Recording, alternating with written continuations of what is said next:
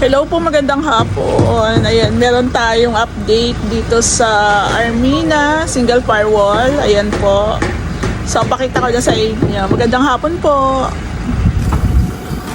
So, bali guys, galing kaming Bacoor, galing kaming Carmona. So, kinuha na namin yung mga scaffolding na ginamit doon. So, gagamitin kasi ng team dito.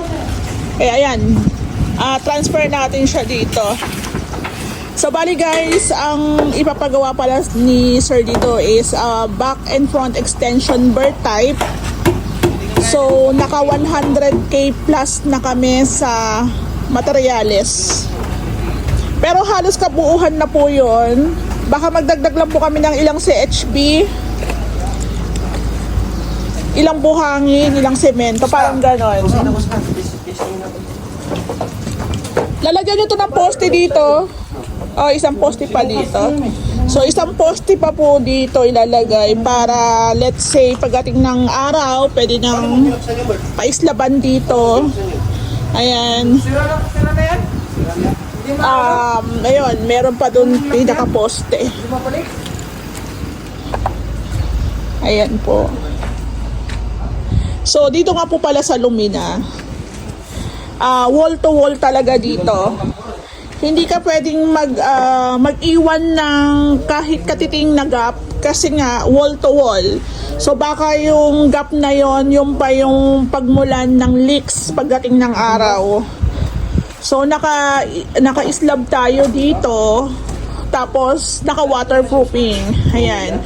So alam naman po ng kapitbahay yan na wall to wall po talaga dito sa Lumina. Pero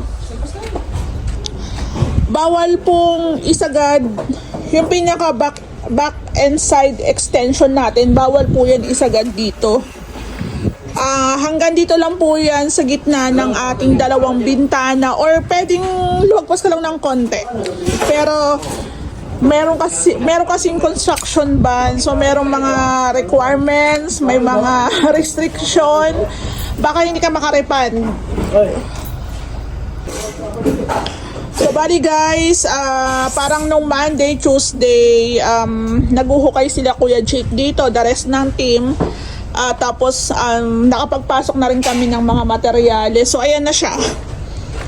Meron na tayong asintada. Ayan po. So kada 2 meters yung ating poste. Before tayo nagbuhos dyan, meron din tayo nilagay na beam. Ayan po. Tapos, dito, titibagin natin to. Tatanggalin po yan. Tapos, ito po, sasarahan na po ito. Aasintadahan din po ito kasi dito lang yung kitchen area ni Sir. Ayan. Tapos, dito po, kwarto. Kwarto po dito. Na hanggang dito lang. Hanggang dito po ata sa may dulo netong ating lababo.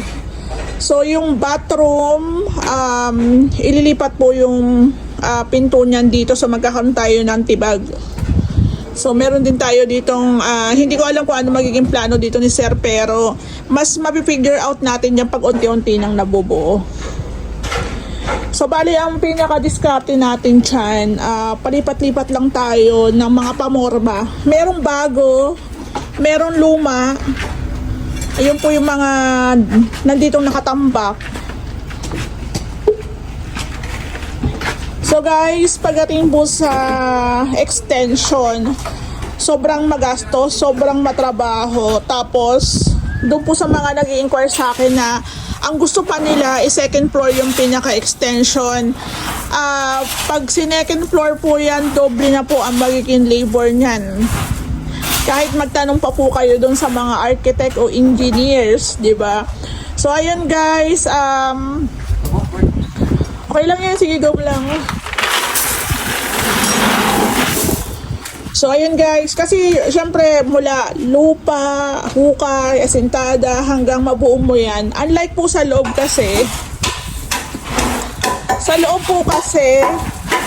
tawag dito, ang gagawin mo na lang sa loob,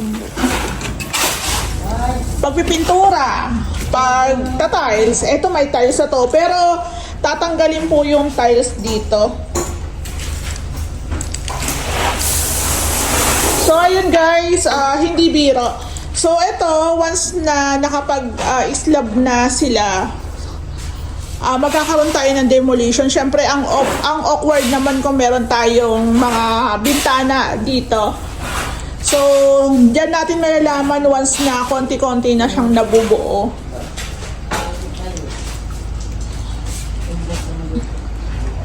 So, sa materyales pa lang, naka 100k plus na po kami.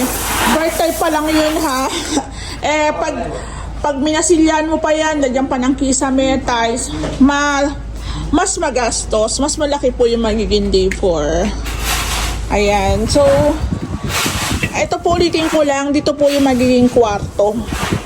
So, I think mag-aasintada kami dito. Mag-aasintada yata kami dito. Tapos, ang pinto ng kwarto, dito rin. Pero syempre, hindi po natin itatapat yan sa pinto ng bathroom. So, ang pinaka-concern kasi ng may-ari dito is yung para sa parents niya. Syempre, matanda na, di ba? Yung mga magulang natin. So, hindi na po yan kakayanin mag-akit pa ba dito sa hagdan. Kaya ang pinaka-main concern ni Sir is magkaroon po ng kwarto yung parents niya dito. Ayun po. Tapos yung kitchen, actually nagawa na namin tong setup na to dati. Na mga siguro mga pangalawa, pangatlo namin projects sa phase 5 na nandito po yung kanyang kitchen. Jay, kasya ba dito isang bintana tsaka isang yung isang bintana. Anong pinto yung kakabit yun? Yan, oo. Kasya ba? Hindi na natin. Kasi kung hindi daw kakasya ang pinto tsaka bintana, pinto na lang daw. Malamang, pinto na lang. Oo, pinto na lang. Ay 80 yung pinto. Oo. Siyempre mag-gigis pa tayo, gawin natin 90. Ngayon na lang. Yan na lang. Anong sukat Ito na na? lang yung Wala na. Yan na lang ang sobra. Wala na. 62 Wala na. Nasa na lang. Oo. 50-40 na lang ang wala. Pinto Wala lang na. lang. Pinto na lang. So, okay naman kay Sir, pinto na lang. So, ang pinto natin, kitchen kasi dito